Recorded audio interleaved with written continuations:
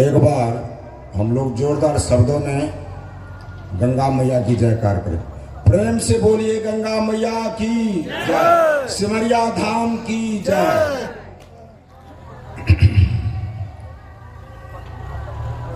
बंदो गुरुपद कंज कृपा सिंधु नर रूप हरि, महामोह तन पुंज जासु वचन रवि कर निकर।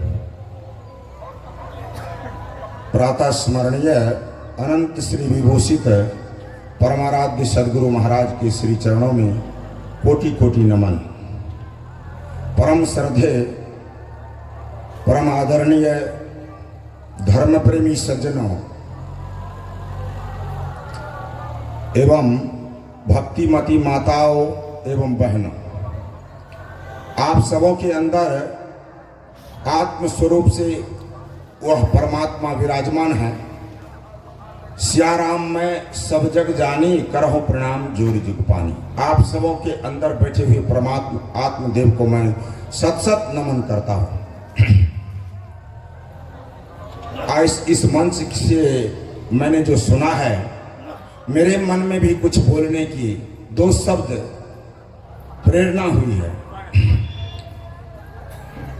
मैं आप सबों को बस 5 मिनट का समय मिला है, मैं उसी के मुताबिक अपने शब्दों को विराम दे दूंगा।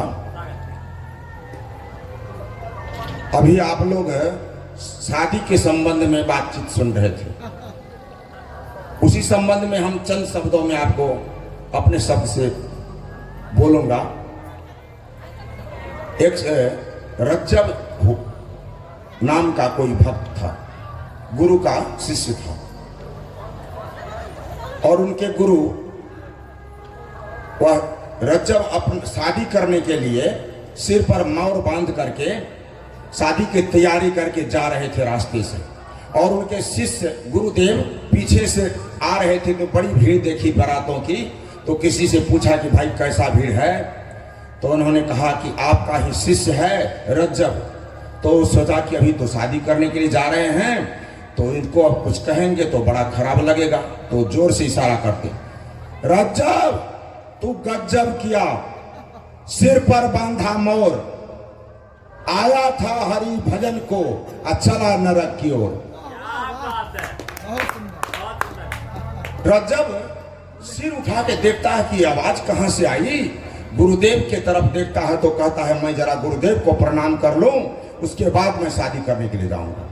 तो चलता है और गुरुदेव के चरणों में सत सत दंडवत प्रणाम करता है, और गुरुदेव के सांकेतिक शब्दों को समझते हुए अपने जीवन को उनके चरणों में समर्पित कर देता है, और वह आजीवन ब्रह्मचर्य रह करके वह अपने जीवन को परमात्मा की भक्ति में लगा देता है। ऐसे ही एक हमारी धर्म प्रेमी भक्तिन सहजोबाई, उनके गुरुदेव वो शादी करने के लिए अपनी बाल उठा रही थी सखी सहेली से।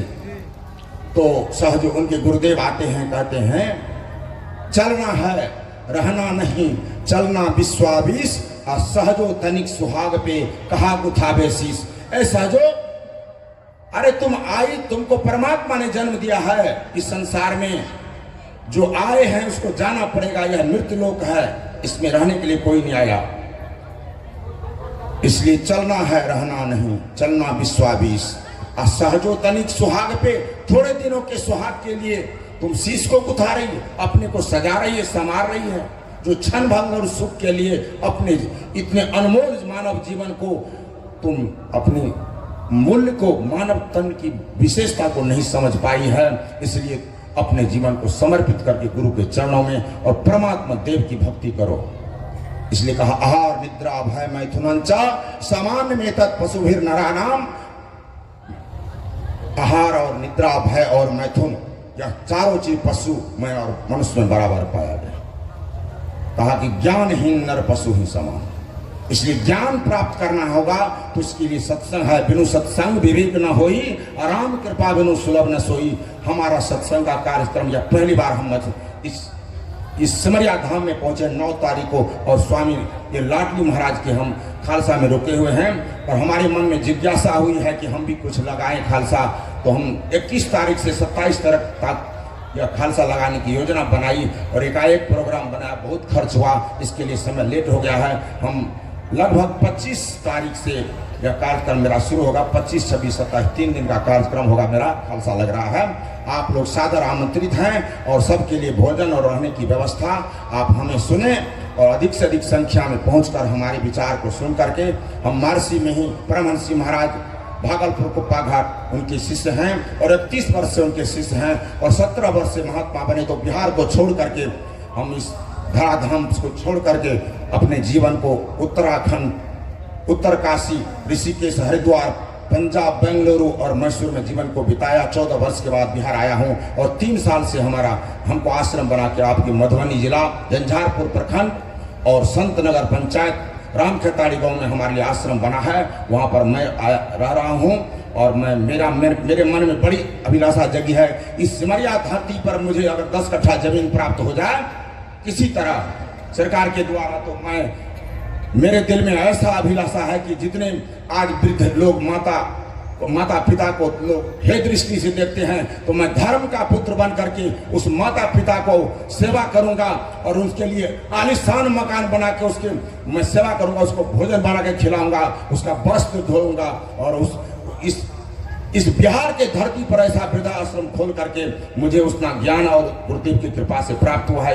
31 वर्ष का अनुभव है, तो मैं इस सेवा के लिए प्रस्तुत हूं। अगर आप में से कोई ऐसा महान इस मेरे विचार से प्रभावित हैं, तो हमारे प्रार्थना को आप सब इस पर विचार करेंगे, तो आप हमें इस काम के लिए सहयोग प्रदान करेंगे और मैं इसके लिए आप सबों से प्रार्थना करता हूं। मुझे आशा नहीं, पूर्ण विश्वास है कि आप सबकी विचार से यह सहमति पास हो, तो आप लोग हमें आशीर्वाद दीजिए, इस काम में हमें सफलता प्राप्त हो और हम एक सेवक बन करके, झाड़ूदार बन करके, मेरे अंदर अभिमान नहीं, दया धर्म का मूल है, नरक मूल अभिमान और तुलसी दया न छाड़िए जब लग घट में पानी। सब लोग साथ मैं आप सबों के चरणों में सत नमन और अभिनंदन बारंबार प्रणाम करता हूं। मैं एक छोटा सा आपका बच्चा हूं, मुझसे जो अधिक समय लगा इसके लिए मैं बहुत बहुत क्षमा याचना करता हूं। ये हमारा सौभाग्य था कि बाबा ने अपने आशीर्वचन देने के लिए यहाँ तक आए।